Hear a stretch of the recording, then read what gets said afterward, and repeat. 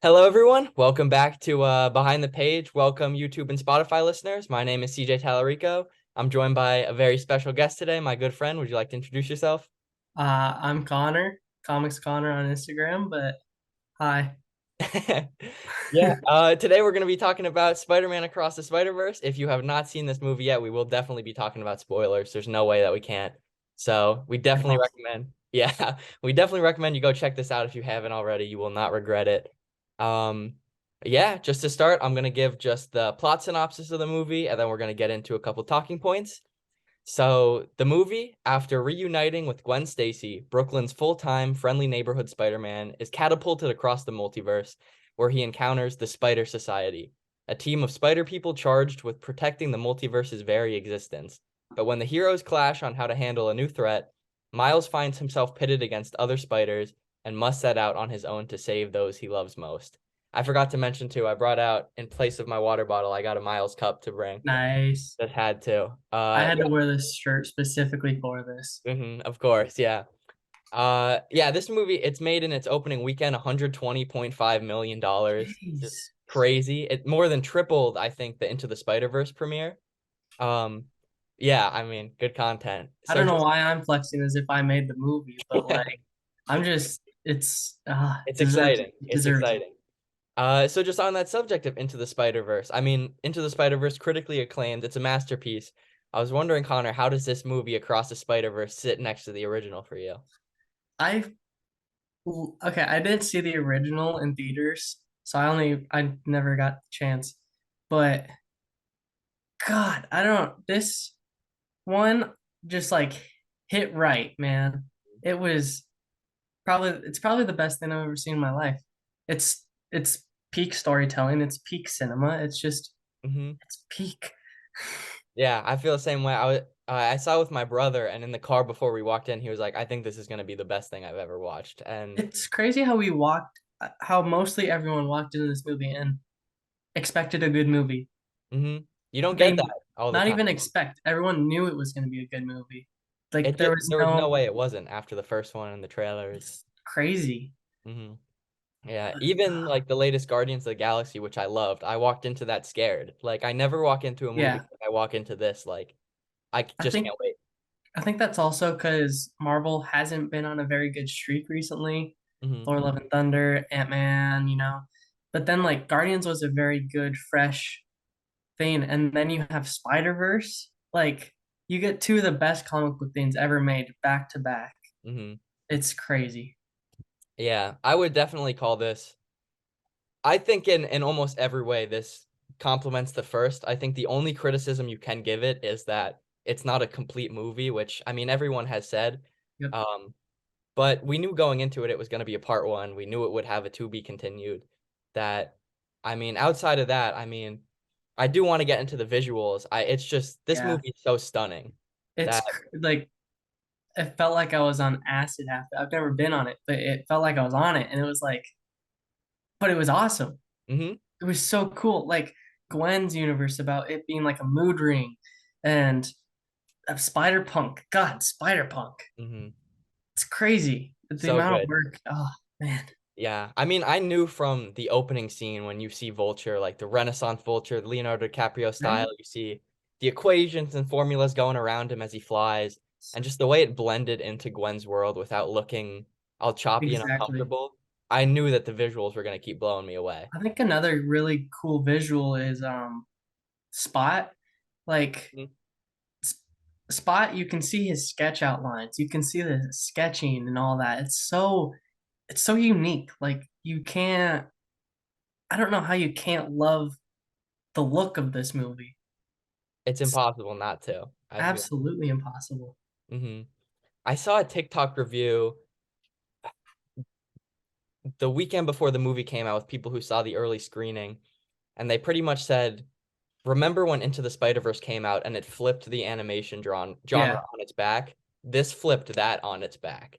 Which And I don't think anyone thought was possible.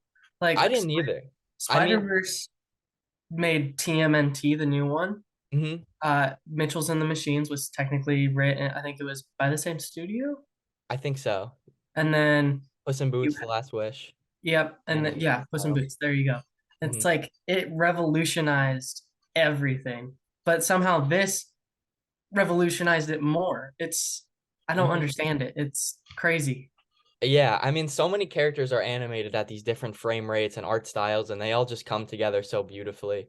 I mean, like we said, Puss in Boots, TMNT, Mitchell's vs. Machines, those movies don't, I mean, maybe they exist, but they don't look the way they do without Spider-Verse. Exactly. Spider-Verse changed the animation genre for the way better, and it's just amazing. Yep. It's it's just wild to me how far animation and cinema has come to this point where we get to watch multiple Spider-Men and women just team up and oh, it's so good. It is, it's amazing. The soundtrack I want to talk to you about, both the soundtrack by Metro Boomin and the score by Daniel Pemberton. I think it's incredible. Any I haven't tracks stopped that listening to it. stood out to you? I watched the movie the day it came out, and oh man, the first one, Into the Spider-Verse's soundtrack was phenomenal, Hmm. but somehow this one took that and raised it a level. Hmm. It's I don't it, I don't think I'm into that type of style of music. I'm more classic rock, 80s, 70s type of that. But this really just it's so good. It's so good. Hmm. Yeah, I agree. I think watching the movie at first, I mean the score by Daniel Pemberton I love, especially I'm gonna go on a little rant here. I have never been a huge Spider-Gwen fan, just in the sense of that I always thought she was way more heavily marketed. One of my good friends, Liam, and I always talk about like a lot of Spider-Gwen's prominence in media we almost wish was replaced with Silk to an extent. Yeah. We walked out of this movie and I mean, I have not been able to stop listening to Spider-Gwen's theme. I almost Mhm. bought that $30 popcorn tin. She was so cool. It's so Yeah. I think another, sorry to interrupt, Oh, but no worries. like another really amazing theme is Miguel O'Hara's. Hmm. It is up there with the Prowler's theme from the first movie. It's slightly horrifying, but it's also just like, oh, it's so cinematic and just so, it's so good. It I don't, takes some it's, cues too from the Spider-Man Ultimate theme song I heard too, just in that yeah, they're that very would be, inspired by each other, like the futuristic synthy tones of them. that does sound a lot like it now that I think about it. My Yeah, God. right. Uh, Um, I think Daniel Pemberton. My favorite composer is or not John Watts. I was gonna say John Powell from How to hmm. Train Your Dragon. Hmm. It's just like his music is some of the best I've ever heard in my life. But this has changed me. It changed me.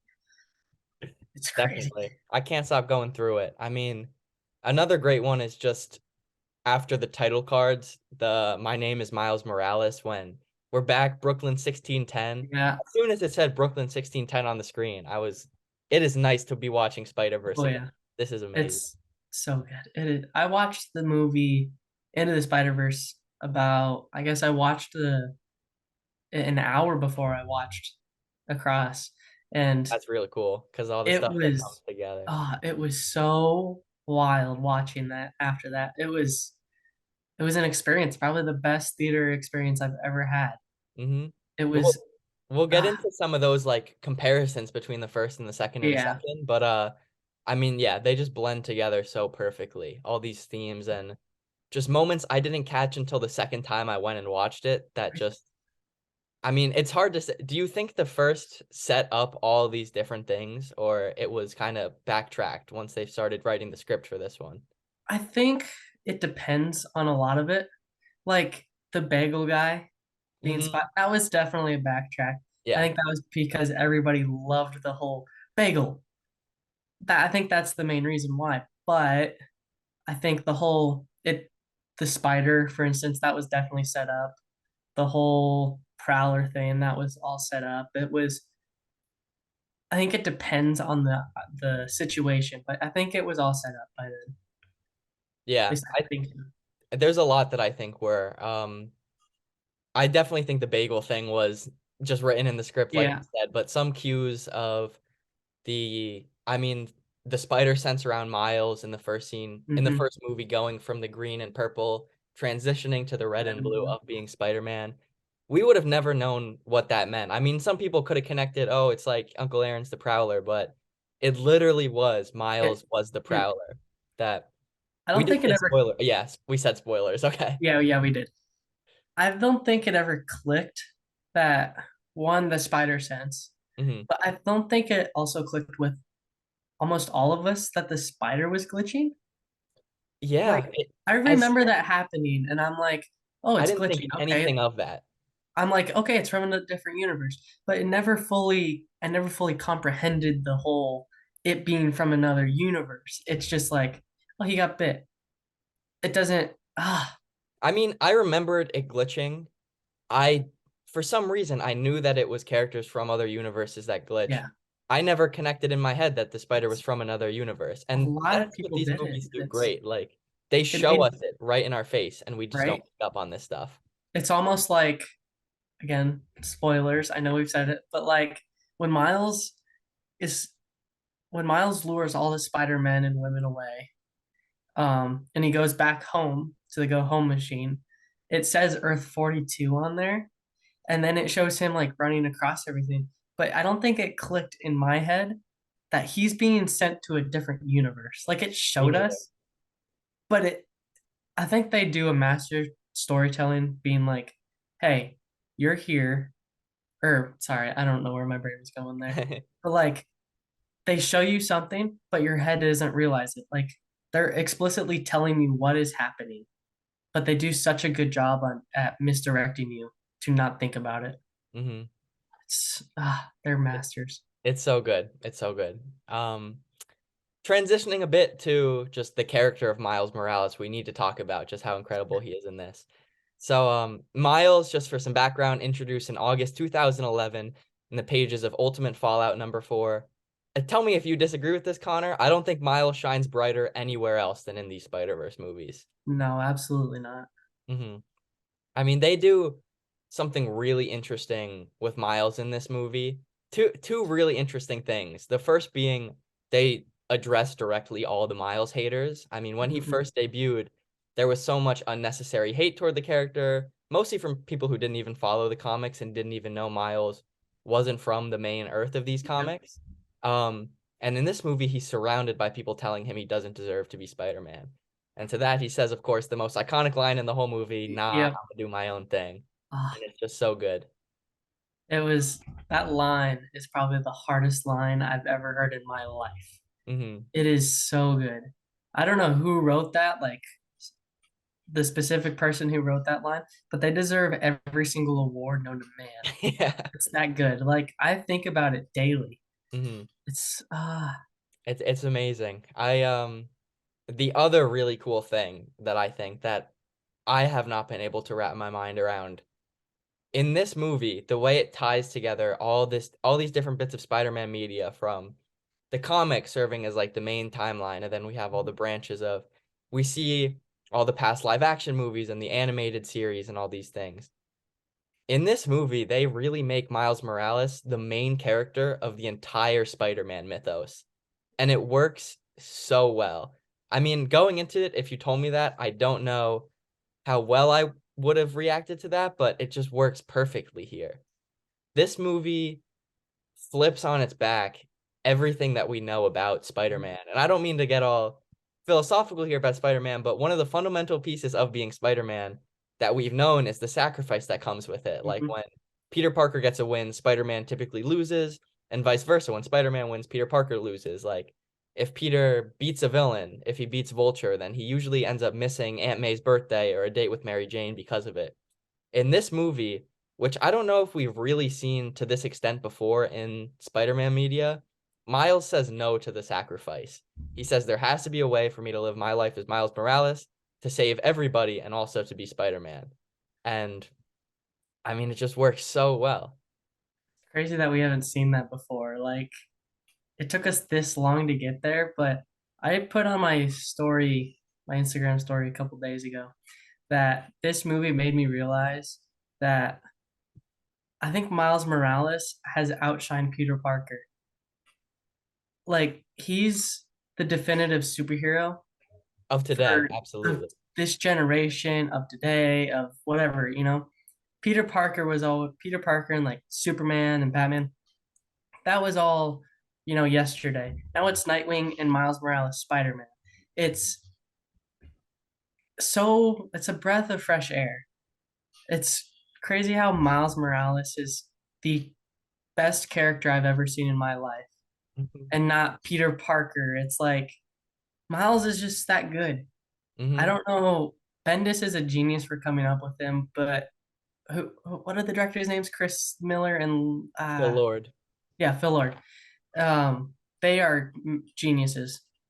They're the way they direct and write and everything they have to do with Miles. It's so fresh and so nice to see compared to the comics of the whole. They go against the status quo. It's awesome. Yeah. Like you brought up Bendis there. Um, you have to give props to Bendis because we wouldn't have any of this without him. Bendis and Sarah Pichelli, I should say, the co-creator. Yeah, Um, say what you want about Bendis's writing, like if it declines or whatever, if it's good, bad, it's a bit of both. It's whatever, but you have to always give props that he made Miles Morales. mhm. It's and made Peter Parker who he is, and made Miles who he is. We owe a lot of props to Bendis. We do. I know Dan Slott technically has the most issues written on Amazing Mhm. Spider-Man. I've seen in an interview Dan Slott say he still thinks Bendis has written the most Spider-Man through, I mean, what, the 11-ish years maybe? He wrote Ultimate Mhm. Spider-Man and Miles with that, and then all the time he spent writing New Avengers with Peter on the team and all these things of that nature. Bendis really has done he has changed for this generation the way we view Spider-Man. Mostly through Ultimate Spider-Man, just through giving that youthful lens to Peter Parker, as well as, I mean, creating Miles Morales, who I agree, I would say is the hero of this generation, at least within the comic book medium. Um, and this movie takes so much of that, and while it does it very differently, I feel like it's still extremely respectful to the source material to almost a meta extent. I mean, we have Miguel referring to these predestined events as the canon Ah, event, ASM 90, the death of Captain Stacy, of course, in Amazing Spider-Man 90. Um, and even to the extent of we have Donald Glover showing up as the Prowler, who we yeah, know was the Bendis's inspiration for Miles Morales in this movie. it's awesome. It's such a good full circle moment for Glover to be here. It's Hmm. Gen. I've It just always makes sense. yeah, it made perfect sense. I've always wanted him as a older variant of Miles, but I mean, he was Miles in the Ultimate Spider-Man show, he right? was, he Mhm. was, but like live action wise, I kind of Yeah. wanted to see that because it'd be a really good full circle moment. But him as the Prowler just makes so much more sense, and it's perfect. It's absolutely perfect. That was one of the things that definitely surprised me most about this movie. I knew going into it, Spectacular Spider-Man, who's my boy Yeah. I grew up with, was going to be in it. Uh-huh. I would not have put $1,000 on Donald Glover as the Prowler in this I movie. don't think anybody did because my entire theater. I live in Iowa, and I watched Spider-Man No Way Home in an IMAX theater opening day, and no one had a reaction.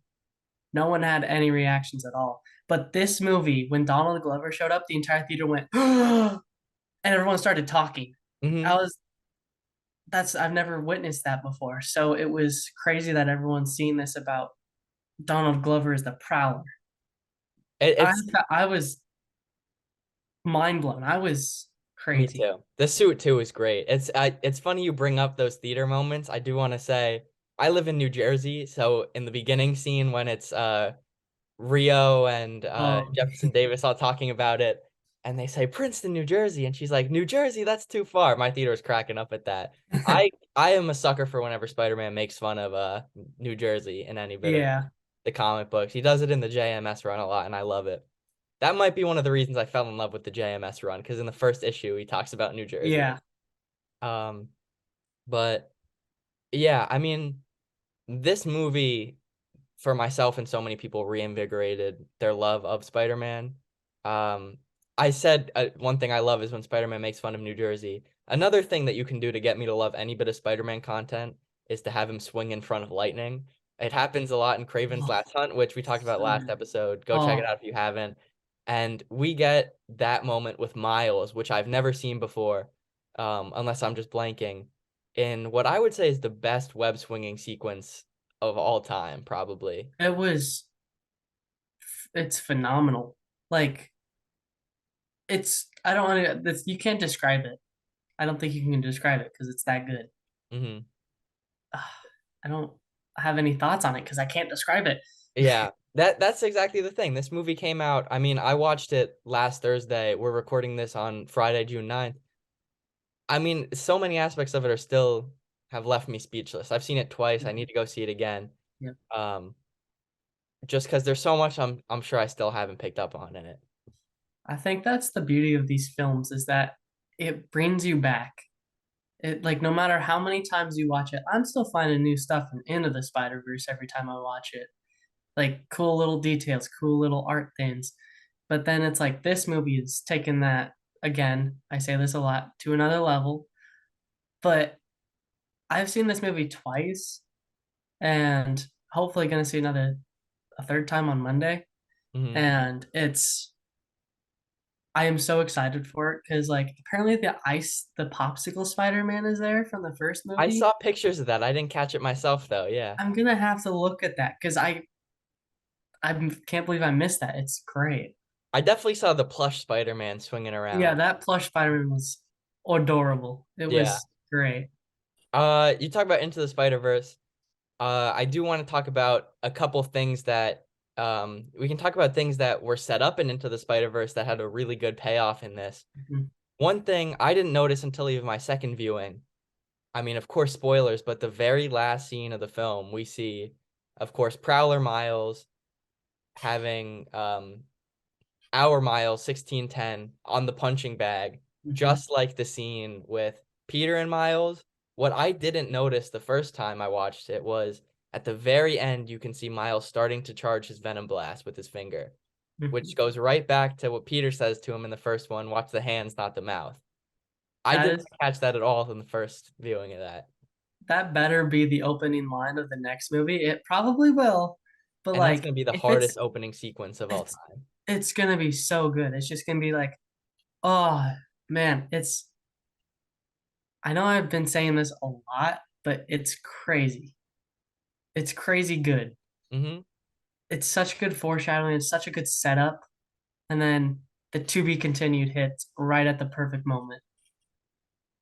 So many people too didn't know that this was a part one. I mean, one of Yeah, my friends I saw it with Logan was like, "It's a to be continued." I thought we were just gonna keep going. I thought we had all this movie left.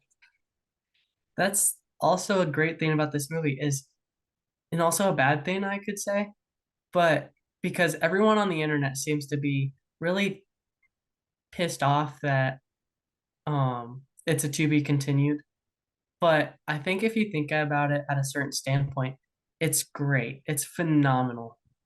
Hmm. It's the to be continued is the greatest thing ever made because it makes you want more, and that's what the main thing is you want more. So it's good to show that a lot of people are pissed off because they want more. It's just Absolutely. it's a great ending, perfect ending. Yeah, I I agree. There were a lot of different points I thought the movie was gonna end on, Yeah. especially the very ending. Like we're talking about the visuals in the beginning, stunning throughout the whole movie. I was so blown away at the end, both Mhm. between all the Earth 42 stuff and the Earth 1610 stuff. I will never be able to get that visual of Miguel with the welcome sign behind him out of It's my brain. that's probably like the best. I want to say that's the best shot of the movie, but it's not. The best shot of the movie is when they're sitting upside down, Gwen and Miles. Oh yeah, great one. But that shot right there is it's phenomenal. Can't Hmm. say anything more, but it's phenomenal. Yeah, just for my bias, I have to give the best one to Miles in front of the lightning bolt, but Yeah. I get it. I do get it. Um, yeah, I'm trying to think what other things we saw from the second and the first one. From Into the Spider-Verse and Across the Spider-Verse. I mean, we brought up the bagel one, the spider sense, the watch the hands, not the mouth. I feel like those are the big things, right?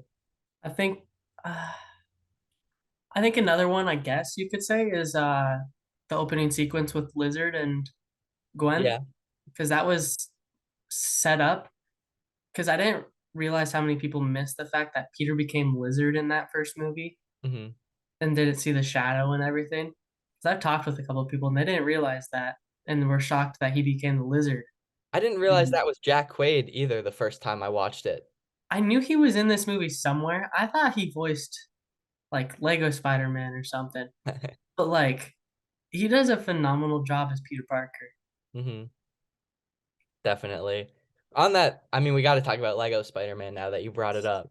That's is outside of the opening sequence on Gwen's universe. That's the first real other multiverse we see Yeah. in this movie. And it was animated by a 14-year-old kid. And it's It amazing. makes me want to like, what am I doing with my life? A Mhm. 14-year-old kid made that, and Yeah. it's in a movie. That's beyond. Hmm. Yeah. I mean, props to that kid. It's amazing. Like it works so well. I think it follows the rules of the other like Lego Batman and other stuff. Like it follows the perfect comedy of those movies. It just I want a Lego Spider-Man movie now. I need it. Uh-huh. It would be so good. I mean, we got the Daily Bugle prop set up now with this one. Mhm. That it'd be So great. cool. Talking about things that we want now after seeing this movie, I mean, this movie gave us what fans have been wanting for years out of Peter Parker.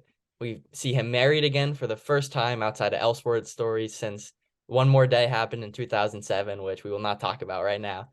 Um, Peter Parker has a kid, Mayday, and the world loves it.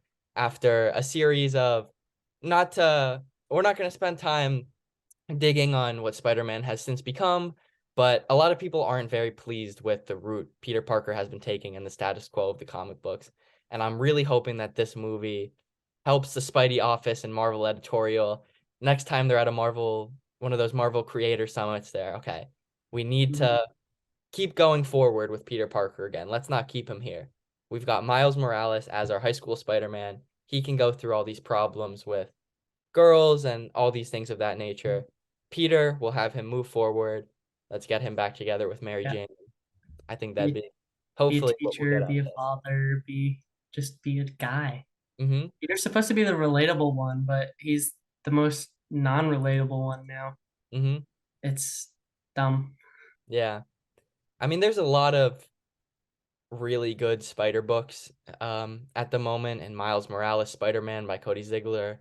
The new Silk book just came out. It's really good. That I mean, if they're able to, after this movie, which I really hope they will, just because of how successful it is, be able to find distinct voices for all these spider people that they Yeah. want moving forward, I think would be very effective. Yeah, they really need to take a step back and just look at it all and just take it all in and then go from there. Hmm.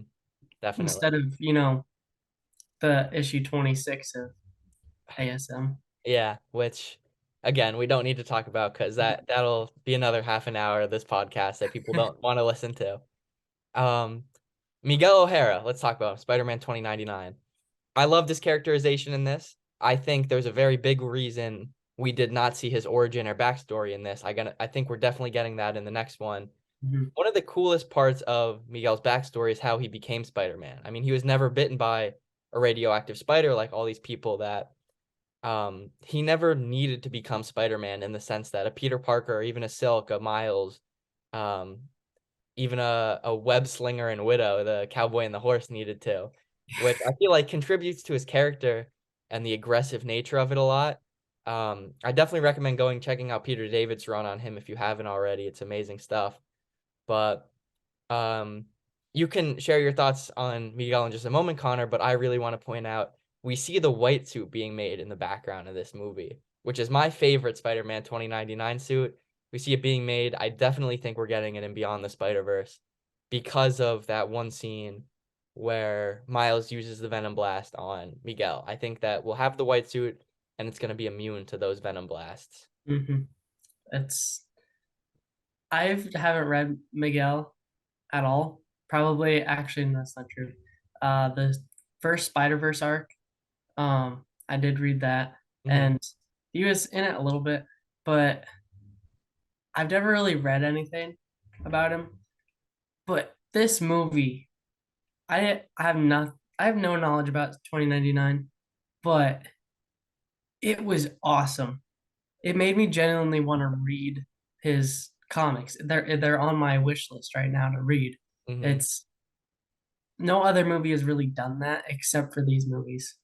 Yeah. I mean, a new omnibus just came out of all the original Mhm. 2099 stuff. So Yeah. for you, Connor, and everyone else listening, definitely recommend checking that out. Um, yeah, I feel his characterization in this is very true to himself in the comic books. I think the only real distinct difference is Nueva York, Earth 928. Mhm. I feel like it looks a lot more Utopia-esque in this movie when in the comics we spend a lot more time, I think is what it is, in the slums and the bad regions of this movie. Um in the of that Earth of Nueva York, I mean.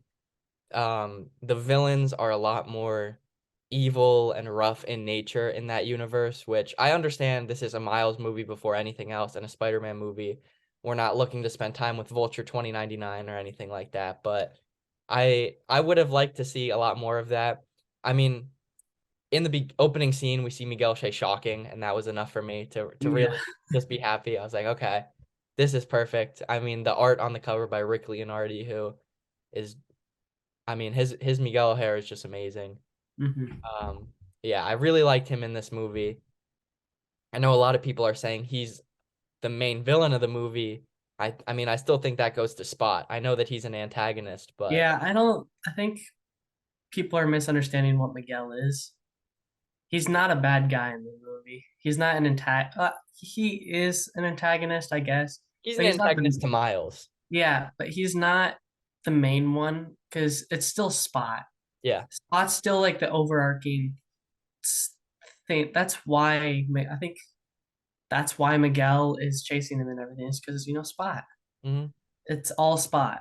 It all comes back to him. So Definitely.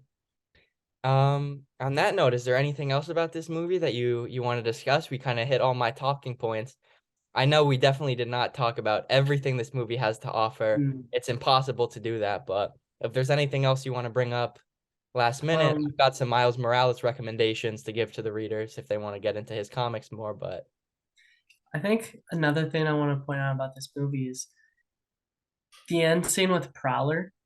Um, it's crazy how another foreshadowing thing, but it was foreshadowed at the beginning of this movie, is the spider that was gonna bite that bit the Miles that we know, 1610 Miles, it was about to bite Prowler Miles. It was mhm. on its desk. That is the best piece of foreshadowing I've ever seen in my life. I Like, didn't catch that again the first time I watched it. It took the second time I watched it and seeing pictures of it afterwards to see the yeah. braids and Yep, just that that and Miles also design. the whole they're foreshadowing beyond probably with all the dead spider people Yeah. with the spot looming over them. Hmm. It's this movie, you will still be finding stuff about it 6 years from now. Hmm. It's one last time, it's crazy. Yeah, before we get into those recommendations then, I know you said Miles Morales is really this generation's hero to an extent. Do you think with this movie there's any world now where we see Miles Morales in whether it's the near future or down the line past Peter Parker in relevance as Spider-Man? I think he's already starting to get there. He's on the trajectory to there. He doesn't have the live action appearances, which also really brings it down. Um, because a lot of people pass off animation as too kiddie, and as much as I hate saying that, you know, a lot of people think that way. Hmm. Um, so that there's a demographic that don't think that Miles is the biggest guy, which he is him. But it's just I really hope he does surpass Peter one day. As much as I love Peter Parker, Miles Morales is probably the best superhero ever, or he could be. There. I'm gonna say that he could be the best superhero ever made. I would definitely say in a scope of film, at least in the comic book movies I've seen, Miles Morales is the superhero, I will say. I have Hmm. to give credit to Peter Parker. He's been my guy growing up. He's the everyman in comic books. Unfortunately, though, as Connor and I were talking about, he doesn't really have that lasting effect he used to in the 80s, the 90s. His comics don't really do that for readers like they did back in the day. It's not as resonating, these stories, it's not as relatable in nature.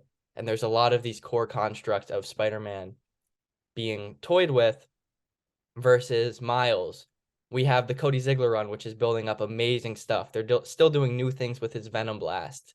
They haven't even touched some stuff with his Venom Blast that Bendis set up in his run, the Venom webbing that he used to do. And I mean, he's in an arc with Carnage right now. They're really putting him at the forefront with all these different Spider people. That it's going to be really hard for Miles to pass Peter, I think. I think if you ask a random person on the street what they think of when they see Spider-Man, they'll probably tell you Tom Holland. But Mhm. I mean, like you said, without any live action appearances, that makes it tough. I do think once we get Miles in live action, though, that this all could change. And I think that really depends on what they do with Peter Parker then. If we get a death of Peter Parker that leads to Miles Morales, and we only have Miles Morales in these movies, I think that Halloween, you're only going to see the black and red Spider-Man costume, kids walking around in it, Mhm. but which would be really cool, Oh definitely. yeah. Um, I thought too, while I was going off on that speech, you know how there was that Donald Glover, um, Hypno Hustler Oh movie? yeah, Hypno. I forgot about that. Yeah, I saw somebody say, do you think that that was just a cover up for a Prowler movie? Oh my God, like the trench with Black Manta. Oh, I Oh, guess, yeah. yeah, the trench movie that was supposed to be a Black Manta movie, but they were trying to Mhm. cover it up. That's exactly, that is genius. I mean, who knows? Maybe it is a Hypno Hustler movie, but It's almost like the El Muerto movie yeah. in a way. Like it's a nothing character. Hmm. How do you make a movie out of that? So that would be awesome if that would be true. That would be Hmm. amazing. It would be cool. It would be cool for sure. Um, yeah, I mean, we get a look at the Sony verse in this movie. Maybe that's where he was from. I know everyone thinks it was from Mhm. the MCU, which I mean, that's probably the case, but and maybe we'll never find out. Maybe this is the last we see of Donald Glover as Prowler, but I don't think it really matters where he's from. It's just that he's there. yeah, and He exists. it works very well. It's perfect. Hmm. With that, we can transition into, I mean, Miles Morales, as we said, he is the superhero, at least in film after this movie, the generational hero that giving comic book recommendations to Miles Morales, I thought was very important for this episode. Connor, did you want to start? I know we talked a little bit about before the episode about what you might want to recommend. I would recommend, first of all, you got to recommend his origins, the entire Ultimate Spider-Man run, because that's where he shows up first. And then another big one that I really is a team book is The Champions. It's really, really good. It's like the Young Justice of Marvel, I like to say. But Miles really shines in that series, in my opinion, at least. He's really good. And his friendship with Kamala Khan and all the others, it shines. It really does shine. Hmm. Yeah, I need to read Champions. I haven't yet, but I've seen amazing things about that Miles, Kamala, and Sam Mhm. Alexander Nova Yeah, trio it's that really like good. I really want to see more of. Um, First recommendation I want to give, I've got two, is Spider-Man, 5 issue series by the co-creators of Miles Morales, Brian Michael Bendis and Sarah Pichelli. In this, we see it's, as far as I know, the first crossover event of 1610 Miles Morales and the main Marvel Universe Peter Parker. And both characters are just written amazingly in this story. The art by Sarah Pichelli is fantastic. I've tried reaching out to Sarah Pichelli to get her on the show. I really Oh, wanted to, but she hasn't seen anything yet. But dang. I mean, her artwork on both, I mean, we were talking about Bendis a lot. We owe Sarah Pichelli so much for Mhm. Miles Morales. I don't know if this costume was made before her and she just made it, like drew it for these stories, but I mean, it's her artwork is incredible. It's the two of them fighting Mysterio. I won't give spoilers as to what that entails, but it's amazing and you really should go check it out. There's a very amazing moment at the end where we see Peter Parker of Earth 616 give Miles Morales his blessing, and I mean, you have to read it. It's amazing. And then into more current day, I want to recommend the 2018 Miles Morales Spider-Man run by Saladin Ahmed. And while they do some kind of goofy things some people don't enjoy in this run, like Miles has his own clone saga, and there was another thing I wanted to bring up, but I forget what it was. I love this run personally. I think it's great. Oh, I was gonna bring up Miles, his costume, the costume change happens in this run. Is that the Uh, one with the bag, like the baggy hoodie? yeah, it's the more pinky Yeah. one. He's got the Yep. mask covering his mouth. I don't hate this costume. I honestly enjoy it. I just think that they struck gold with that first Miles costume. Hmm. But, I'm still excited to use this one in Spider-Man 2 when it comes out on the PlayStation. There's no way it's not Yeah. in the game. It has to be. But we get some great moments in this run. We get the introduction of Miles' younger sibling. We get some moments with a great character, Starling, who has since become a very prominent part of Miles Morales mythos. And it leads in very well to the current run going on by Cody Ziegler, which I believe is on issue 7. Like I said, they're in the middle of a Carnage arc right now, but they're doing some really great stuff with Miles Morales. I mean, that Cody Ziegler run, I wish I knew the artist's name, but at least the cover artist of issue 1, I have a long box with just the design from issue 1 on it. That's how good it is. Nice. Uh, I mean, Miles Morales is the Spider-Man of 2023. There's Oh no yeah. way he's not in both comic books and um, film. We'll see when Spider-Man 2 comes out later this year, but I mean, Miles is at a point in pop culture I feel he's never been at before, and it's really great to Oh see. yeah. I wanted to give out one more recommendation. Hmm. I feel like it's the most obvious. Secret Wars by Oh yeah, Jonathan Hickman, because Miles has a very important role in that. So just it might not start off with him or anything, but he does have a very important role, and it really affects his life afterwards. So it's worth reading besides that, but it's also worth reading for that. definitely, definitely. Yeah, I mean, that's our thoughts on Across the Spider-Verse. Leave a comment what you thought of the movie.